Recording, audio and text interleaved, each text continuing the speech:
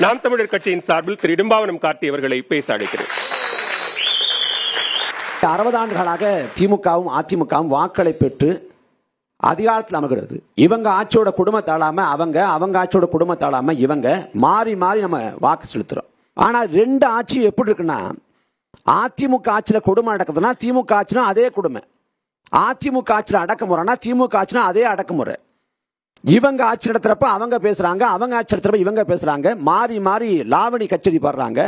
ஆனா ஆட்சி முறையில நிர்வாக முறையில எந்த மாற்றமும் இல்லை. அதிமுகவின் ஆட்சி காலத்தில் என்னவெல்லாம் சத்தமாக நடந்ததோ அதெல்லாம் திமுகவின் ஆட்சியில் சத்தம் இல்லாமல் நடக்குது. அதிமுகவோட ஆட்சி காலத்தில் மதுபான கடை திறக்கப்பட்ட போது திமுக போராடியது.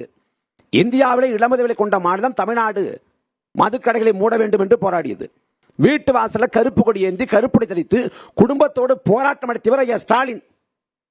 ஆனா இன்றைக்கு திமுக ஆட்சி காலத்தில் மதுவிலக்கை கொண்டு வர்றாங்களா? அதற்கான முனைப்பு இருக்கான்னா இல்லை. எதுக்கெடுத்தாலும் அண்ணாவை சொல்றாங்க, அண்ணாவின் வழி ஆட்சி நடத்துறோம்னு. அந்த அண்ணா சொல்றாரு, மதுபான கடை நடத்தி வருமானம் ஈட்டி ஆட்சியை தொடர வேண்டும் நிலை வந்தா நான் துண்டை உதறி தோல்ல போட்டு நடைய கட்டுவேன், அப்படிப்பட்ட ஆட்சியே தேவையில்லைங்கிறது. ஆனா 2 பேரும் கட்சியும் மதுபான கடை நடத்தி வருமானம் ஈட்டுகிறது. அதே அண்ணா சொல்றாரு, தங்கத்தை தவிட்டுக்கு விற்கலாமா, வாக்கை காசுக்கு கொடுக்கலாமான்னு கேட்கிறாரு. ஆனா 2 பேரும் திராவிட கட்சியும் காசு கொடுத்து வாக்களை பெறுகிறது. வரப்போகிற சட்டமன்ற பொது தேர்தலில் இந்த 4 முனை போட்டியில திமுகவும் அதிமுகவும் ஒரு சட்டமன்ற தொகுதிக்கு செலவு செய்ய போற தொகை மிக குறைந்தது 20 கோடி, அது 50 கோடியாக உயரும். ஆனா ஒரு சட்டமன்ற உறுப்பினரோட தொகுதி மேம்பாட்டு நிதியே மொத்தமா சேர்த்து 15 கோடி தான்.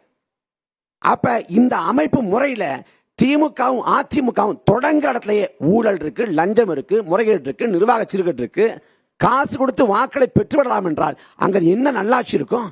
ஓட்டுக்கு பணம் கொடுக்க வேண்டாம்ங்கிற விழிப்புணர்வு நீங்க தேர்தல் களத்துல ஏற்படுத்தினீங்கல்ல, அதோட தாக்கம் என்ன? 36 லட்சம் வாக்குகள் அதன் தாக்கம்.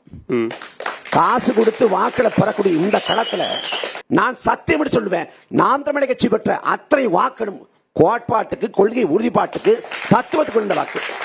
ஆனா திமுக அதிமுக சொல்லுமா? நாங்க பெரிய கட்சி திமுக சொல்லும், நாங்க பெரிய கட்சி அதிமுக சொல்லும்.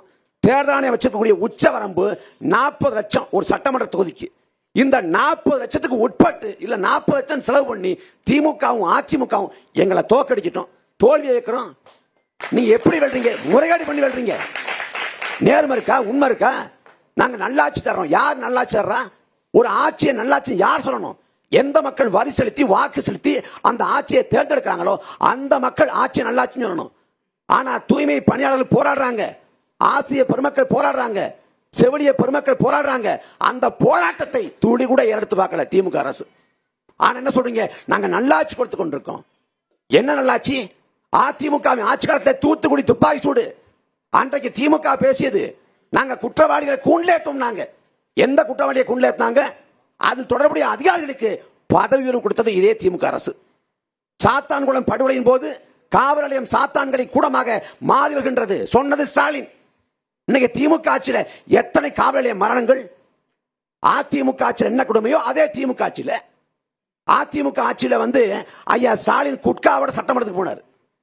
எதுக்கு போனீங்க? சட்டசபைக்குள்ள குட்காவோட வரக்கூடாது அப்படின்னு கேட்கிறப்ப, இல்ல குட்கா எளிதா கிடைக்குது, அதை எடுத்துக்காட்டத்தான் கொண்டு வந்தனர். இன்னைக்கு சட்டசபைக்குள்ள கஞ்சாவோட போகலாமா? தமிழ்நாட்டில் கஞ்சா இல்லாத ஒரு ஊர் இருக்கா? ஒரே ஒரு ஊர். சென்னை தொடங்கி கடைக்கோடி கிராமம் வரை கஞ்சா பரவிச்சு. இந்த எழும்பூர்ல கஞ்சா விக்குதுன்னு காவல்துறை தகவல் சொன்னீங்கன்னா, காவல்துறையோட அந்த போதை வியாபாரி பாருங்க, அவனுக்கு தகவல் சொல்லிடும். அவன் நம்மளை போட்டு போலப்பான். இது எந்த ஆட்சி? இந்தியா போற்றக்கூடிய திராவிட மாடல் ஆட்சி. கட்சிகள் நடத்துற ஆட்சியில உங்களுக்கு பிரச்சனையா, அவங்க கொண்டிருக்கக்கூடிய கொள்கையில உங்களுக்கு பிரச்சனை? ரெண்டுமே பிரச்சனை தான். திராவிடம் என்பது போலித்தனமான ஒண்ணு. இவங்க சொல்றாங்கல்ல, நாங்க பெரியார் வழி ஆட்சி நடத்துறோம்.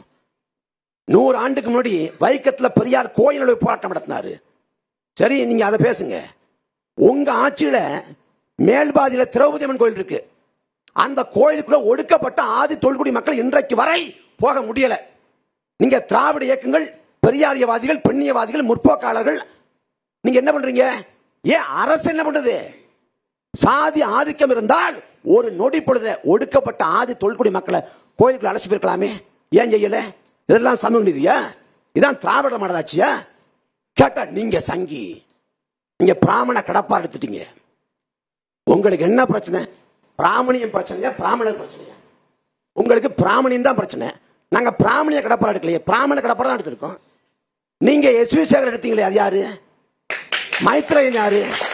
எஸ் வி சேகருக்கு எதிராக போராடிய பொதுமக்கள் இங்க இருக்காங்க. அவங்க யாரு? பாஜக. பாஜக பாஜக தமிழ்நாட்டில் ஒண்ணும் இல்லாத செல்லா காசு. ஆனா பாஜக வளர்த்து கொண்டிருப்பதே நீங்க தான். திருப்பரங்குன்ற மலை விவகாரத்தில் யார் பாஜகவுக்கு பாதை போட்டது? 300 ஆண்டுக்கு மேல அந்த தர்காவில் ஆடு கோழி படப்பட்டு வருது. 300 ஆண்டுக்கு மேல. ஆனா திமுக ஆட்சி கடந்த 2024 ஆண்டு டிசம்பர் 20ஆம் தேதி அங்க அபுதாகின்னு ஒருத்தர் ராஜபாளையத்துக்கு போறப்ப ஆடு கோழி பரடக்கூடாதுன்னு தடைய போடுது. யாரு? திமுக அரசு. அண்ணன் பாக்குறேன், அண்ணன் தங்க தமிழ்ச்சொல்வி பேட்டில் சொல்றாங்க முஸ்லீம் மேல தான் தப்பு, அவங்க தான் தேவையில்லாம பண்றாங்கன்ட்டு. அப்ப யார் பாதை போட்டா? அந்த இடத்துல மத பதற்றத்தை உருவாக்கியது யார்? நீங்க, திமுக. நீங்க தான். உண்மையிலே பாஜக திமுகவோட வரலாற்றை படிச்சாங்கன்னா அவங்க திமுக கொண்டாடுவாங்க. பாபர் மசீது இடிப்புல பாஜகவுக்கு நேரடி தொடர்பு இல்லை என்று பேசுவார் ஐயா கருணாநிதி.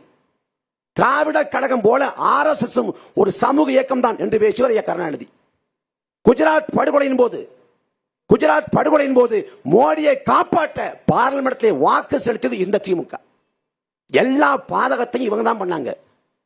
கேட்டா நம்மள B team. 2018 Kamal Haasan B team. நீங்க அவரை எப்ப புனிதப்படுத்தினீங்க? கேட்டா பி டீம். எல்லாரும் பி டீம். அவங்க பி டீம், இவங்க பி டீம். அதனால இந்த மண்ணுக்கு மக்களுக்குமான ஒரு மகத்தான ஆட்சி மலரணும்னா நாம் தமிழர் கட்சிக்கு வாக்கு செலுத்தணும். ஐயா நாஞ்சி சம்பத் சொன்னது போல இதுக்கு முடி மாற்றுன்னு வந்தாங்க. எல்லாம் ஒவ்வொரு காலகட்டத்தில் ஒரு தேர்தல் 2 தேர்தலுக்கு மேல தாக்கு பிடிக்க முடியாம யாரை எடுத்து அரசு பண்ணாங்களோ அவங்க கூட்டணிக்கு போயிட்டாங்க. ஆனா 4 பொது தேர்தல் சமரசம் பண்ணாம தனித்து நிற்கிறோம். எத்தனை தோல்வி வந்தாலும் சரி அதை தாக்கு பிடித்து களத்துல முன்னோக்கி பாஞ்சு வெற்றியை ஈட்டுவோம். வரக்கூடிய 26 தேர்தல் களம் முழுக்க நாம் தமிழர் கட்சிக்கான களம். இன்றைக்கு மாநில கட்சி அங்கீகாரத்தை பெற்றிருக்கிற நாங்கள் மாநிலத்திலே அதிகாரத்தை பெறுவோம். அதற்கு உழைப்போம். தமிழ் தாய் வாழ்க, தலைவர் பிரபாகரன் வாழ்க. களத்திற்கு புதிதாக வந்திருக்கக்கூடிய போட்டியாளர் குறித்து ஏனோ கவனமாக தவிர்த்து விட்டாரோ, இல்ல 2வது சுற்றுல அது குறித்து பேசுவார் அப்படின்னு எதிர்பார்க்கலாம்.